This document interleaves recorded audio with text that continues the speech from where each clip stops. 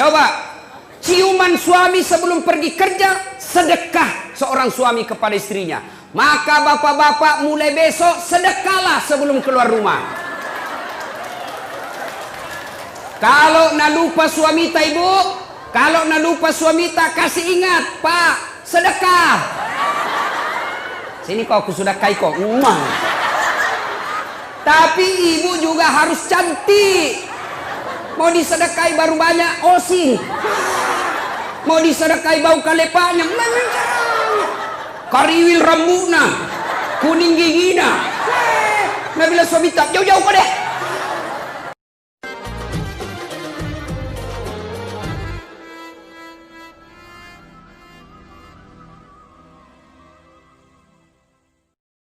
Saya mau cerita. Nah, ketika Rasulullah sallallahu alaihi wasallam usia 40 tahun, Rasulullah kemudian menerima wahyu di Gua Hira. Gua Hira ini kurang lebih 7 kilo dari kota Mekah. Naiklah Nabi ke Gua Hira, datang malaikat Jibril. Malaikat Jibril memeluk Nabi. Nah pakai Nabi tak, dia peluk. Lalu Jibril berkata, "Iqra, baca." Nabi bersabda, "Saya tidak tahu membaca." Malaikat Jibril ulang lagi, "Iqra, baca." "Saya tidak tahu membaca." Jibril ketiga kalinya makin dipeluk sampai Nabi sesak napas, hampir tidak lagi bisa bernapas. Lalu Jibril berkata, "Iqra, baca." Nabi mengikuti, "Iqra bismi rabbikal ladzi khalaq" sampai ayat kelima. Menggigil Nabi, Mekkei. Tahu Mekke toh? Tahu? Itu bahasa Perancisnya dingin.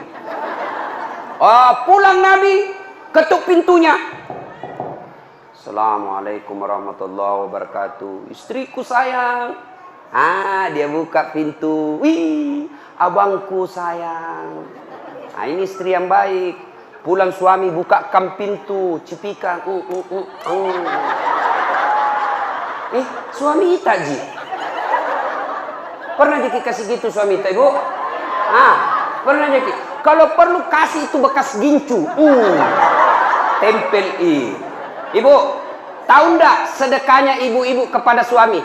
Sedekahnya suami kepada ibu tiap hari.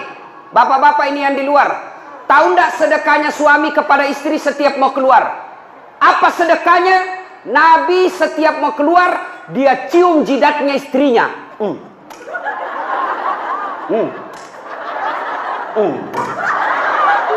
Dicium. Coba, ciuman suami sebelum pergi kerja, sedekah seorang suami kepada istrinya. Maka bapak-bapak mulai besok sedekahlah sebelum keluar rumah. Kalau nak lupa suami tak ibu, kalau nak lupa suami tak, kasih ingat, Pak, sedekah. Sini kau aku sudah kai kau. Tapi ibu juga harus cantik.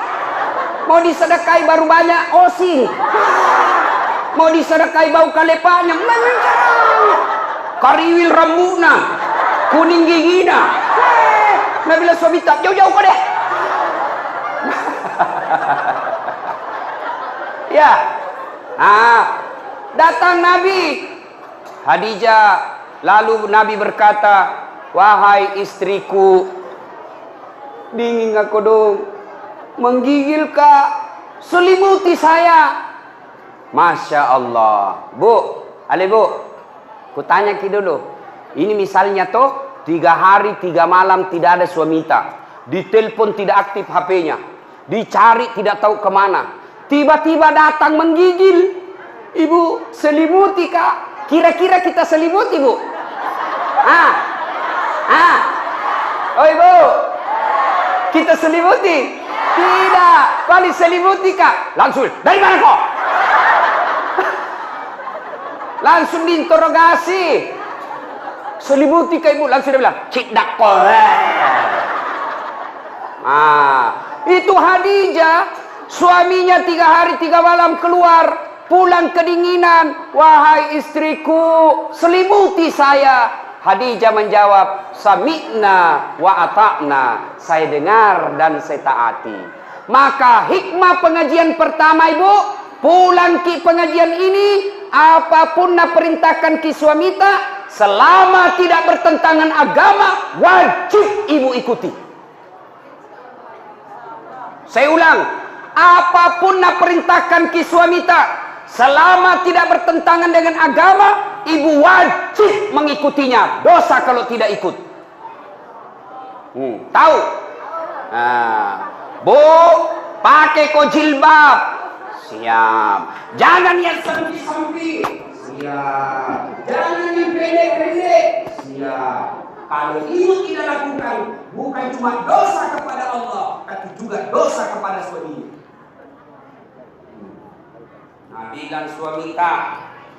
Nabilan suamita, Ibu, jangan kau terlalu tebal gencummu, jangan kau cukur alismu, jangan terlalu banyak make upmu. Saya tidak suka, tapi Ibu tetap lakukan, maka Ibu sepanjang jalan laknat Allah buat Ibu. Ngerti? Nah, ini sekarang ibu-ibu banyak nalawan suaminya. Jelas? Kecuali, dengar, kecuali suamita na perintah ke yang bertentangan agama. Contoh, Bu, jangan saya mau kau pakai jilbab deh. Jelek kau kuliah kalau pakai jilbab kau. Sudah Mi, buka itu jilbabmu supaya kelihatan itu rambutmu yang berombak-ombak. Supaya kelihatan itu lehermu yang telu. Supaya kelihatan itu seksi badanmu. Maka suami seperti ini tidak wajib ditaati. Ya, Ibu, apa? Sudah Mila. Piko dulu belikan anu domeng. Mau kak berjudi, maka perintah seperti ini tidak wajib diikuti. Tapi selama perintah itu menaati perintah Allah, tidak bertentangan dengan perintah Allah dan Rasulnya, maka ibu berdosa ketika tidak mengikutinya. Contoh nabilan suamita, jangan pernah keluar rumah. Tidak boleh kau keluar rumah sebelum saya pulang dari kerja. Maka kalau ibu keluar, haram langkah-langkah kaki ibu. Masya Allah. Nah, ibu-ibu jangan pernah keluar rumah tanpa izin suami. Dengar cerita. Halo ibu. Oh ibu. Bu. Sudah-sudah mi perisa itu dosta. Itu mesen dos-dos kuenya. Nah lihat terus. Pacetong. Bu, ada orang sakaratil maut ibunya, malasa indokna, sakit ibunya, maka datanglah tetangganya memanggil anaknya. Bu, sakit imam mata, pergi ke besui. Apa karena ibu ini? Minta maaf kak, kasihan. Mau sekali kak pergi besui, tapi suamiku lagi keluar. Dia pesan saya, jangan tinggalkan rumah sebelum saya pulang. Tidak datang. Sakaratil maut ibunya. Datang lagi tetangganya. Ibu, datang ke mama tak kasihan. Sakaratil maut bi. Ini yang terakhir kalinya ibu lihat. Apa kata anaknya? Maafkan saya, kasihan, belum datang suamiku. Saya mau sekali ke sana tapi suamiku belum pulang. Saya dilarang keluar oleh suamiku. Meninggal ibunya, datang lagi tetangganya. Ibu, meninggal mima mata, kasihan. Pergi lihat yang terakhir kalinya. Tolong pergi lihat sebelum dimakamkan. Apa kata ini istri? Maafkan saya mau sekali ke sana tapi suamiku belum pulang dari medan perang dan saya dilarang keluar sebelum dia pulang. Dimakamkan. Selesai dimakamkan, tidak datang, mulai sakit, sakaratil maut, sampai dimakamkan, tidak datang. Marah ini tetangganya, dia pergi lapor kepada Nabi.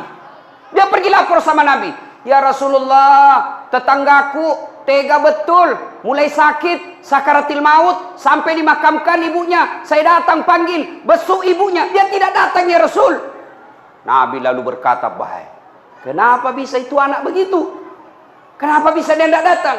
Lalu ini berkata, dia tidak datang karena dilarang suaminya keluar. Katanya suaminya pergi medan perang. Lalu dipesan sama suaminya, jangan pernah keluar rumah sebelum saya pulang. Maka itu ibu tidak datang. Apakah Nabi marah? Apakah Nabi marah? Tidak. Nabi lalu bersabda, diampuni seluruh dosa ibu yang meninggal karena punya anak yang taat sama perintah suaminya. Masih ada ibu-ibu begini sekarang? Woi. Masih ada? Kasihan. Baru 10 menit pergi suaminya na telepon temannya datang mago. Cepat kok, tidak ada nih suamiku. Maka ibu-ibu saya heran. Di mana-mana masjid ramai majelis taklim. Di mana-mana ramai majelis-majelis taklim. Bahkan setiap masjid ada majelis taklimnya. Tapi anehnya, kenapa ibu-ibu sekarang banyak yang tidak tahu taat sama suaminya? Demi Allah ibu, demi Allah, biar ibu salat tiap hari, bahkan sampai hitam jidatnya, puasa Senin Kamis, ngaji, tadarus, tahajud tiap malam, tapi tidak taat sama suaminya, mendurhakai suaminya, dia kurang ngajar sama suaminya. Demi Allah, jangankan masuk surga, baunya surga diharamkan bagi ibu seperti ini. Kenapa bisa Ustaz? Kenapa bisa begitu? Tahu ibu harus tahu. Kenapa? Karena kami suami yang tanggung ibu nanti di akhirat. Ketika ibu melanggar, ketika ibu bikin dosa, kami suami yang tanggung dosanya ibu sebagai kepala rumah tangga. Beda ibu-ibu. Ibu-ibu taat ibadah, rajin sholat, tutup aurat, Senin Kamis puasa. Suaminya tukang judi, suaminya koruptor, suaminya pemabuk, suaminya pengedar narkoba, suaminya tukang tipu, tapi istrinya soleha. Demi Allah, istrinya tetap masuk surga, suaminya dibakar di neraka, tidak ada hubungan. Maka ibu, jangan keluar rumah tanpa izin suami. Jangan lakukan apa-apa tanpa izin suami. Kenapa? Karena suami yang tanggung ibu nanti ketika di akhirat. Maka bersyukur ibu-ibu yang punya suami. Kenapa? Karena itulah nanti yang lindungi ketika di akhirat. Maka hargai suami tak. Jangan hina suami tak gara-gara dia miskin.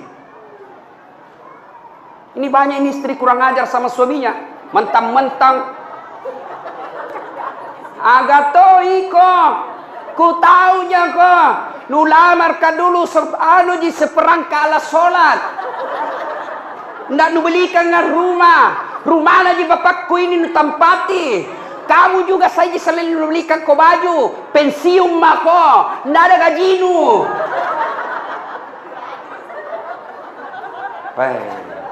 Istri seperti ini bu. Nah tunggu ko malaikat. Nah belender ko nanti. Yang ketawa serius kah ini? Ya.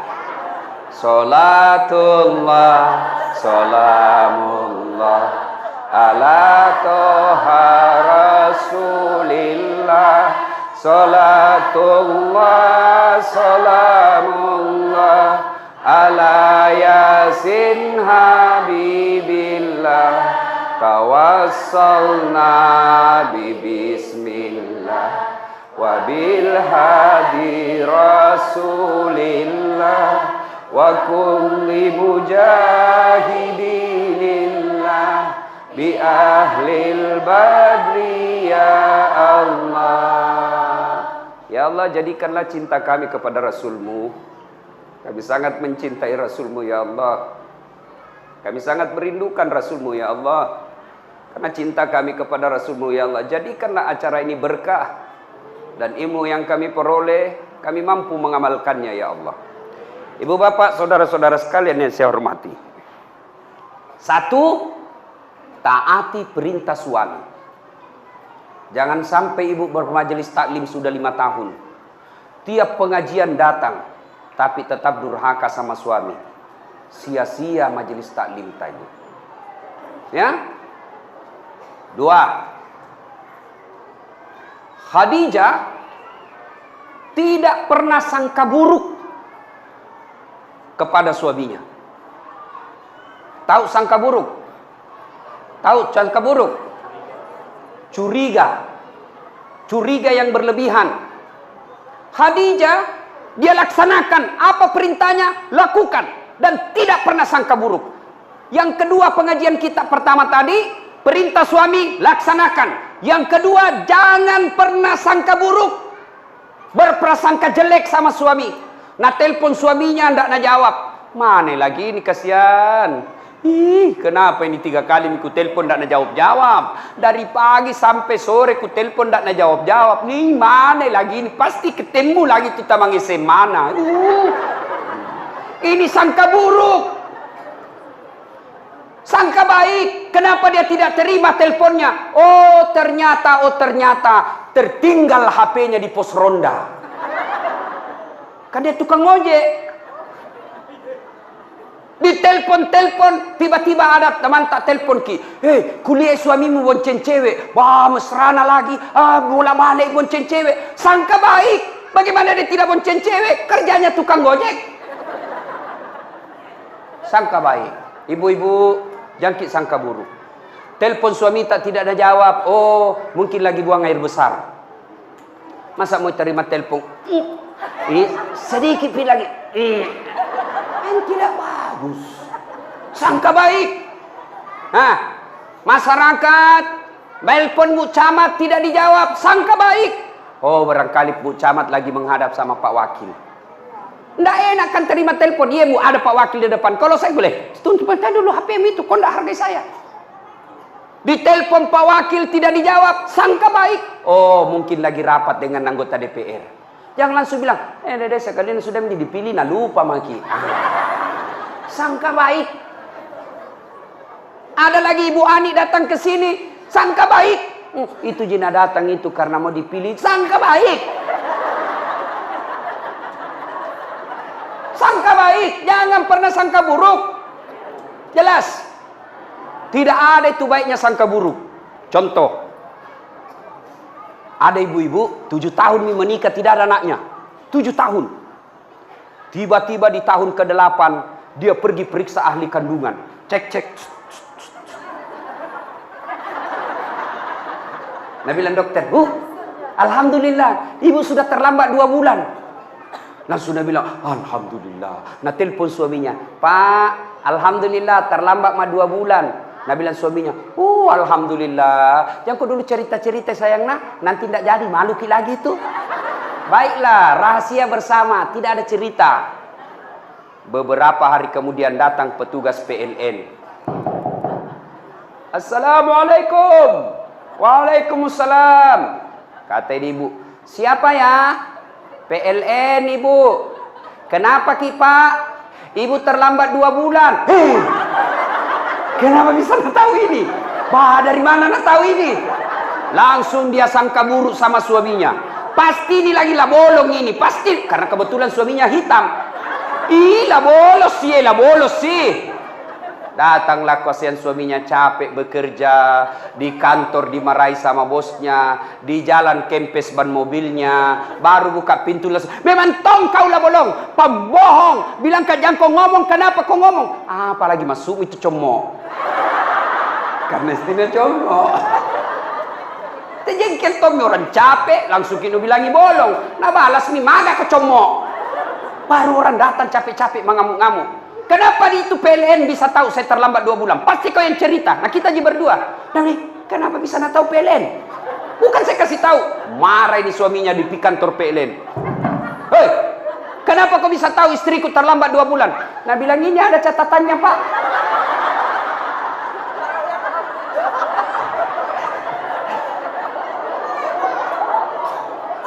Nah bilang hapus itu. Ada apa cacat-cacat? Hapus sih. Nah bilang boleh dihapus, tapi bapak bayar dulu. Nah bilang kalau saya tidak mau bayar. Nah bilang terpaksa punyanya bapak diputus. Kalau punya aku kau putus, apa nak pakai istriku di rumah? Nah bilang terpaksa istri tak pakai lilin. Coba, inilah akibat bersangka buruk. Ya, berapa banyak rumah tangga berantakan. Yang akhirnya terjadi perceraian, yang akhirnya jadi perpisahan yang tidak nyaman. Anak jadi korban. Mau ke bapaknya, bapaknya sudah punya istri. Mau ke mamanya, mamanya punya suami. Lalu akhirnya anaknya jadi korban dunia akhirat. Siapa yang bertanggung jawab? 2 orang tua ini ketika anaknya nanti masuk neraka. Gara-gara apa sebabnya? Sangka buruk.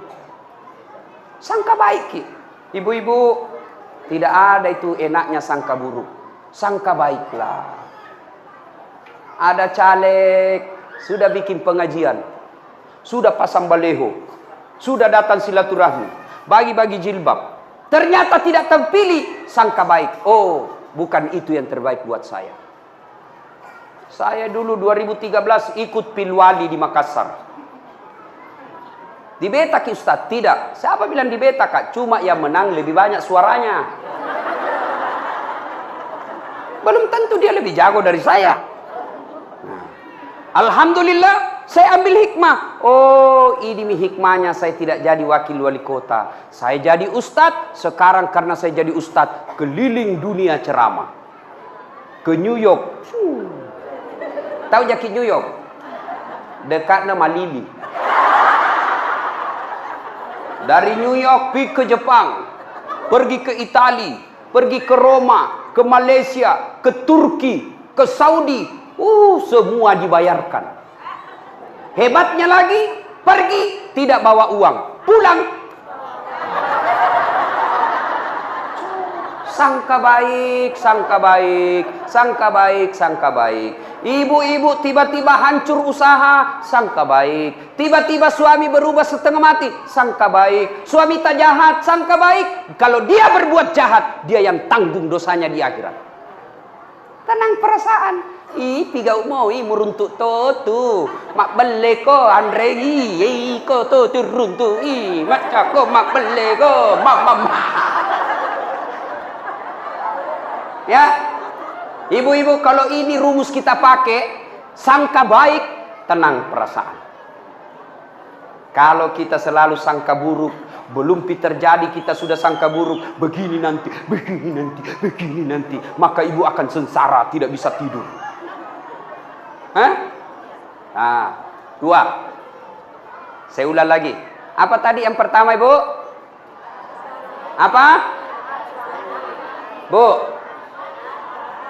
Pertama, taat pada suami. Apa dia perintah suami, lakukan. Dengan catatan, perintah itu tidak bertentangan agama.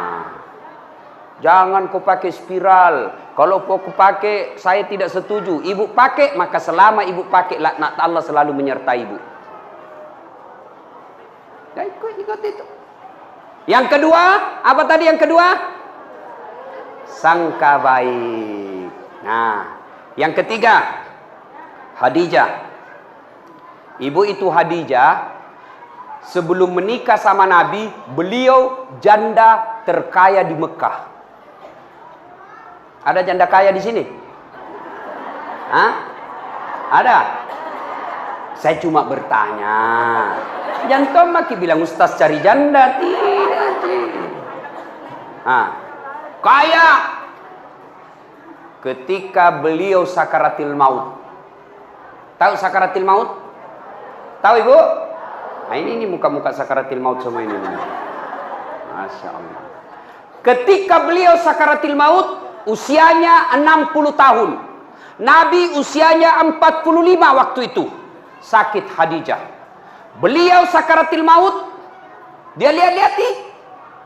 Bajunya sudah 8 kali tambal. Tahu tambal? Tahu tambal Ibu? Sulam. Robek, sulam. Saya ingat sekali waktu itu kecil, kalau mamaku suruh kasih masuk jarum, tahu kan buta-buta mikasnya.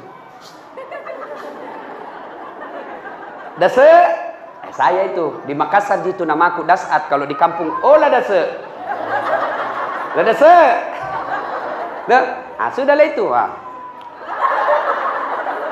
Naik nasalai.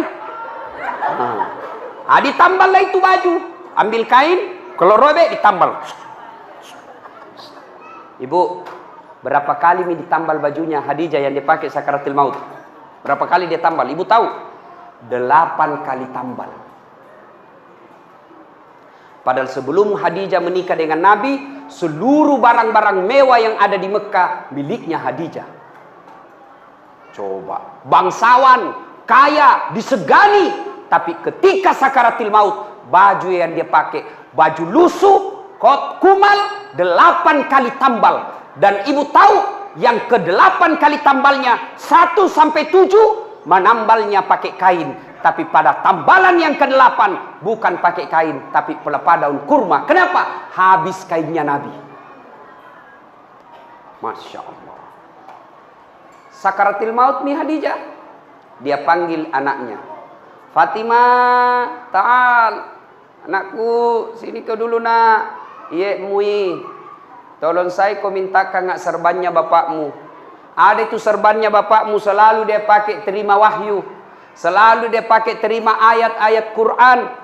Tolong mintakan saya sama bapakmu, kasihan. Saya mau pakai kain ini, kain serbannya bapakmu sebagai kain kafan. Mudah-mudahan kain kafanku menghilangkan saya dari azab kubur. Saya takut akan siksa kubur. Mudah-mudahan serbannya bapakmu yang selalu dipakai terima wahyu bisa merengankan beban azab kubur. Dengar ibu. Halo ibu. Nabi bilang Fatimah, ibu, jangan saya minta. Kita minta sama bapakku. Masya Allah. Nabi bilang anak-anak, magana iya. Ini bawa nendok milokon boku. Kenapa saya? Ibu aja yang minta sama suaminya. Dengar jawabannya Khadijah. Dengar jawaban Khadijah.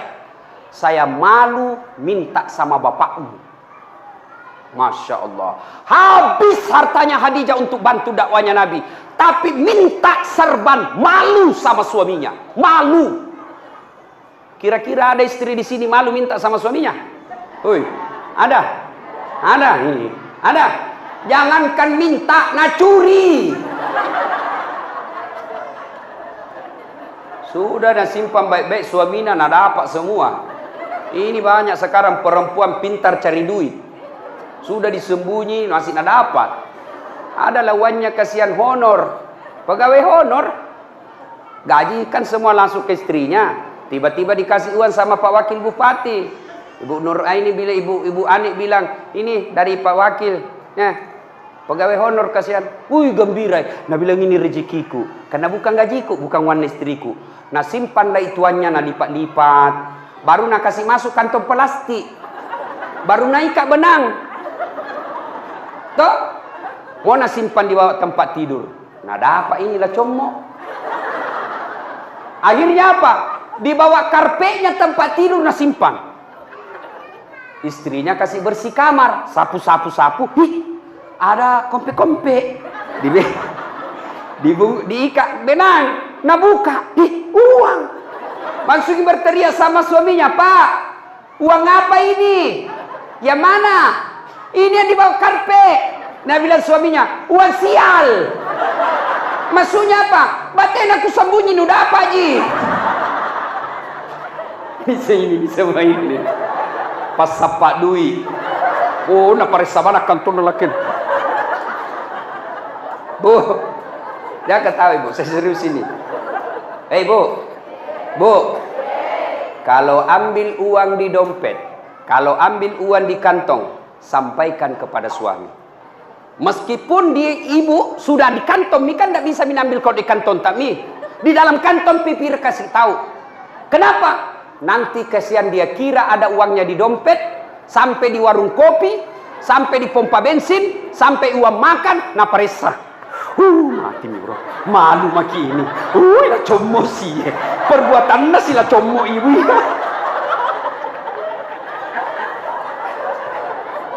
Jelas? Itulah sebabnya ibu, tidak boleh ibu ambil tanpa izin suami. Kenapa? Karena itu pasti ada tujuannya. Mengelola keuangan rumah tangga itu ada materinya, ada manajemennya. Gajinya suami, ambil suami 100% oleh istri. Tapi penghasilan-penghasilan lain itu uang suami namanya. Untuk apa? Karena kadangkala ada kejadian darurat yang tidak disangka-sangka sehingga butuh uang, itulah simpanannya suami. Gajinya suami, pembeli beras, pembeli ikan, pembeli lauk pauk, pembeli lain-lainnya. Tapi ketika tiba-tiba mobil tabrakan, pak, tidak mungkin uangnya gajinya dari istri yang sudah diambil, maka itulah simpanannya suami. Maka ibu jangan ambil ketika ada simpanan suami, karena itu pasti ada tujuannya disimpan suami kita. Jelas ibu? Jelas? Salatullah, salamullah ala toha rasulillah. Salatullah, salamullah ala yasin habibillah. Tawassalna bismillah wa bil hadi rasulillah wa kulli mujahidi lillah bi ahlil badri ya Allah. Nah, satu, taati suami. Dua, sangka baik. Tiga, jangan mengambil tanpa izin suami.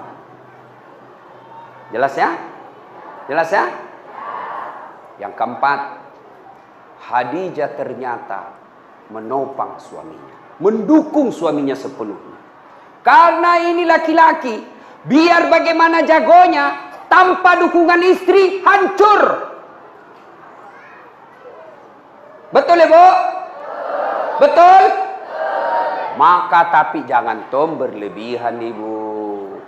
Ada itu di Kolaka, nak bunuh suaminya, nak tikam suaminya pakai pisau dapur, nak tutup kamarnya dulu, baru nak tikam sampai meninggal suaminya. Ditanya, kenapa kau kasih begitu suamimu? Dia bilang, setengah mati ku bantu. Setelah berhasil, dia mau kawin lagi. Lebih baik ku bunuh. Bah, bikin takut-takut. Jangan kita bunuh, Ibu. Lebih baik kita kasih obat tidur. Supaya dia tidur selama-lamanya.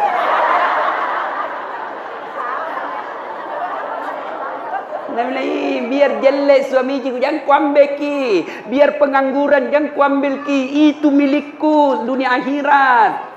Nah, Bu, Pak, halo Bapak. Percaya Pak, Bapak tidak akan sukses tanpa dukungan istri. Mau ki contoh? Mau contoh? Pak Wakil Bupati.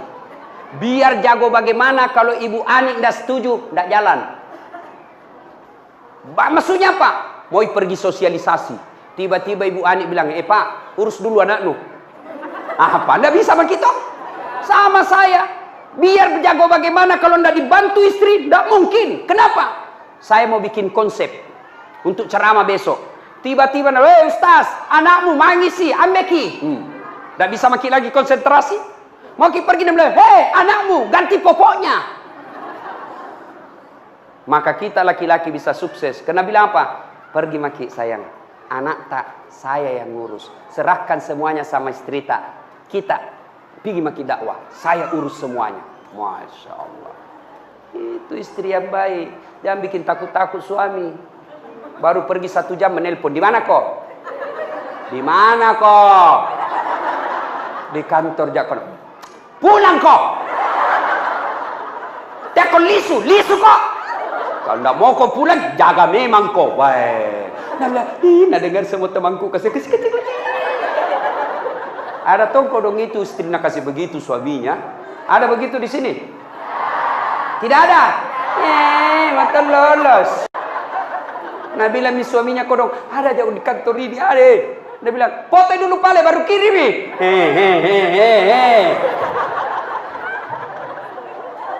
Woi Pak.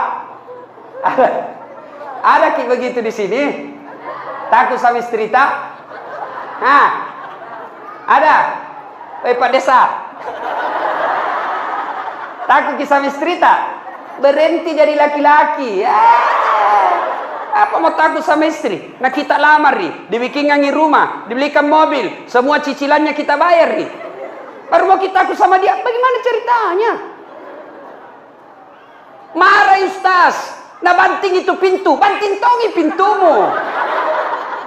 Nah pecahkangi piring Ustaz, pecahkangi 1 lusin. Piring bisa dibeli, tapi harga diri tidak boleh diinjak-injak. Allahu Akbar.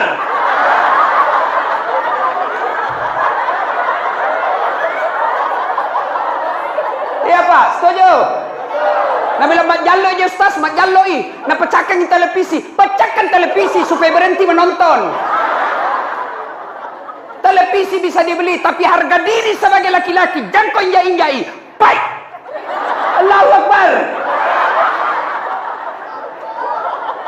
Nah bilang orang, jadi Ustaz, tidak takut sama istri? Aku bilang, apalah aku takut sama istriku? Cuma istriku lebih berani dari saya.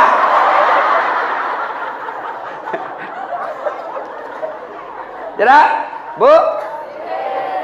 Yang ke-5. Dengar. Hah? Datanglah. Nabi mintakan sama suami, sama bapakmu kasihan, malu kak minta. Didengar sama Nabi. Dengar sama Nabi. Nabi datangi Khadijah, menetes air matanya Nabi. Wahai Ummul Mukminin, ibunya orang Islam, habis hartamu untuk bantu saya dakwah. Capuk mana waram-parammu? Semua hartamu habis untuk bantu dakwah Islam. Hanya ini serban yang kau minta. Serban saja kau minta, itu pun kau malu minta kepadaku. Subhanallah, wahai istriku yang tersayang. Begitu sayangnya Nabi kepada Khadijah. Sudah wafat Khadijah, Nabi tidur bersama Aisyah. Khadijah sudah wafat, Nabi tidur bersama Aisyah, istrinya yang muda, perawan, cantik. Lalu Nabi bersabda, ku ingat nak kodong Khadijah, seperti kalau ada di rumah langkah-langkah kakinya. Cemburu Aisyah. Karena bilang, saya nu temani tidur, Khadijah nu pikir. Kan enak Bu, lain dipikir, lain dirasa. Iya toh? Kan gak enak Ibu dikasih begitu. Aisyah keberatan. Ya Rasulullah, apa sih kelebihannya Khadijah? Saya kau temani tapi Khadijah kau pikir. Apa kelebihan Khadijah dari saya? Khadijah kau nikahi sudah 2 kali janda. Khadijah lebih tua 15 tahun dari saya. Dari kamu ya Rasul. Saya kau nikahi dalam keadaan perawan. Saya masih gadis, lebih muda lagi. Kenapa kau lebih-lebihkan Khadijah? Lalu Nabi bersabda, wahai Khumairah, yang kemerah-merahan pipinya, kau tidak bisa bandingkan dirimu dengan Khadijah. Tidak ada orang yang sangat mencintaiku kecuali Khadijah. Tidak ada orang yang berkorban hartanya, habis hartanya untuk dakwah, kecuali seperti Khadijah kepada saya. Lalu datanglah Nabi. Khadijah, ini serban yang kuminta. Iya ya Rasul, saya takut dengan azab neraka, asap kubur. Tiba-tiba muncul Jibril. Mulai misalnya cerita ibu-ibu, kotak-kotak na misalnya angka-angka. Nah, Khadijah berkata, saya takut ya Rasul. Nah, muncul Jibril. Muncul Jibril. Ibu itu kalau datang Jibril, seperti iklan ada di televisi. Wanipiro. Ya toh? Muncul Jibril. Lalu Jibril berkata, ya Muhammad, sampaikan kepada Khadijah, ada salam dari Allah untuk Khadijah. Masya Allah.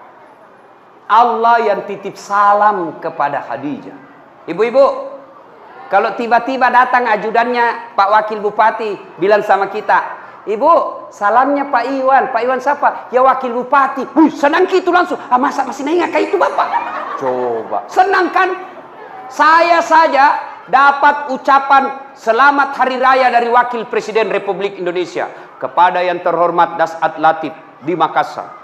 Istana Wakil Presiden Republik Indonesia dengan ini mengucapkan selamat hari raya Idul Fitri. Mohon maaf lahir dan batin. Taqabbalallahu minna wa minkum. Taqabbal ya karim. Tertanda Wakil Presiden Republik Indonesia Muhammad Yusuf Kalla. Itu kartu ucapannya Bu. Saya bawa pulang di kampungku. Baru ku kasih lihat semua sepupuku di kampung. Hei, capokmu. Sepupumu ini. Coba. Kita sudah bangga.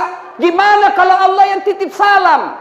Ya Muhammad, ada salam dari Allah. Maselengi puange lori benemu Siti Khadijah. Masya Allah. Lalu Jibril lagi berkata, ya Muhammad, sampaikan kepada Khadijah, Allah sudah menyediakan istana dalam sorga buat Khadijah. Istana dalam sorga untuk Khadijah yang terbuat dari mutiara. Sorga ada lagi istananya. Masuk dalam sorga saja sudah luar biasa. Ini sudah dalam sorga dibuatkan istana khusus untuk Khadijah yang terbuat dari mutiara. Tidak terbuat dari emas, tidak terbuat dari jamrud, tidak terbuat dari berlian, terbuat dari mutiara. Kenapa mutiara? Karena Khadijah punya sifat seperti mutiara. Tahu sifat mutiara, Ibu? Tahu mutiara, Ibu? Tahu mutiara? Nah, itu mutiara hidup di dasar laut. Apa yang masuk dalam perutnya? Perut mutiara itu kan daging lembut. Apa yang masuk ke dalam perutnya? Kerikil-kerikil, pasir-pasir masuk ke dalam perutnya. Bayangkan kalau pasir ketemu kulit-kulit mutiara, lalu dia bungkus, dia tutup cangkangnya, dia olah itu pasir yang sakit, yang padis, yang mengerikan, tapi mutiara dia tutup rapat-rapat cangkangnya. Beberapa saat kemudian keluar yang pasir dan kerikil tadi menjadi mutiara, perhiasan yang semua orang menginginkannya. Apa artinya? Khadijah setiap ada masalahnya, setiap ada masalah rumah tangganya, masalah dalam hidupnya, tidak pernah dia ceritakan. Dia tutup rapat-rapat cangkangnya. Dia tidak pernah cerita ke orang lain, tapi dia cerita hanya kepada Allah Subhanahu wa taala. Maka pengajian kita yang kelima adalah, Bu, ada masalah, jangan cerita ke tetangga, jangan cerita ke keluarga, lebih baik cerita kepada Allah. Bagaimana caranya? Tunaikan sholat, tingkatkan kesabaran. Sayang seribu sayang, ibu-ibu sekarang ada masalahnya, pergi tetangga. Suamiku itu deh jeleknya, pelit, maseke, sudah kalau tidur ngorok, ini makin tua makin bau kalepaknya. Enggak ku tahu itu suami. Masa suami tak kasih jelek-jelek begitu sama tetangga? Coba, itu suamiku pelit sekali, nak pegang uangnya, nak kasih sama sekali. Kalau datang tidak pernah tong senyum-senyum. Masa rahasia rumah tangga kita ceritakan? Maka istri seperti ini tidak akan mendapat kasih sayang dari Allah Subhanahu wa taala. Jangan heran kalau ibu selalu cerita kejelekan orang, ibu cerita kejelekan rumah tangga, dia umbar semua aib rumah tangga, maka hidupnya, hatinya tidak akan pernah dapat ketentraman. Kenapa? Karena Allah jauh menjauhkan dia dari rahmatnya. Kau suka cerita kejelekan-kejelekan rumah tanggamu, maka Allah tidak akan senang kepada kamu. Allah tidak senang kepadamu, maka jangan heran hidupmu tidak bisa tenang hatinya. Jelas? Maka kalau ada masalah, ibu ambil wudhu, ambil sajadah, ambil kudung, ngadu kepada Allah dalam solat, namanya solat hajat. Minta maki kepada Allah. Ya Allah, saya tidak sangka suamiku begini. Saya tidak senang suamiku begini ya Allah. Tapi inilah jodohku ya Allah. Engkau yang menentukan jodohku. Saya tidak senang laki-laki seperti ini. Tapi Engkau berikan saya seperti ini. Maka berikan saya kesabaran ya Allah. Kuatkan hatiku. Tingkatkan kesabaranku ya Allah. Agar ini bisa kulalui secepatnya. Ini tidak. Ada masalahnya ambil Facebook. Update status. Tidak kusangka kau begitu. Andai ku tahu kau begitu, saya tidak terima lamaranmu. Pret. Dia kan banyak begini. Apalagi, coba ku tahu begini, tidak mau kawin sama kau. Apalagi tidak mau naduami anakmu. Jelas? Ibu-ibu, ada di sini rumah tangga tidak ada masalahnya? Ada? Ada? Tidak ada orang tidak ada masalahnya. Cicilan belum lunas, anak tidak dapat kerja, suami makin kajili-jili, motongi cantik istri, motongi mulus muka, penuh dengan masalah. Maka masalah itu bukan masalah. Masalah kita adalah bagaimana mengatasi masalah. Mengatasi masalah tanpa masalah. Weh, ini warna pegadaian ibu-ibu ini. Bu, ada masalah tak, ngaduki kepada Allah. Dalam cara apa Ustaz? Tingkatkan kesabaran, tunaikan sholat dengan sebaik-baiknya, perbaiki 5 waktu, tambah sholat-sholat sunnah, terutama sholat hajat di malam hari. Allah janji, ud'uni astajib lakum. Minta kau kepadaku, pasti saya kabulkan. Itu janji Allah. Salatullah, salamullah ala toha rasulillah, salatullah salamullah ala yasin habibillah, tawassalna bismillah wa bil hadi rasulillah wa kulli mujahidilillah bi ahlil badri ya Allah. Alhamdulillah. 5 ini kita bawa pulang. Insya Allah kita amalkan Bu, ada gunanya pengajian. Tapi kalau pulang ini tidak ada diamalkan, maka kita hanya datang turut ramai, tidak ada faedah yang kita dapatkan. Inilah tausiah kita, mudah-mudahan ada manfaat.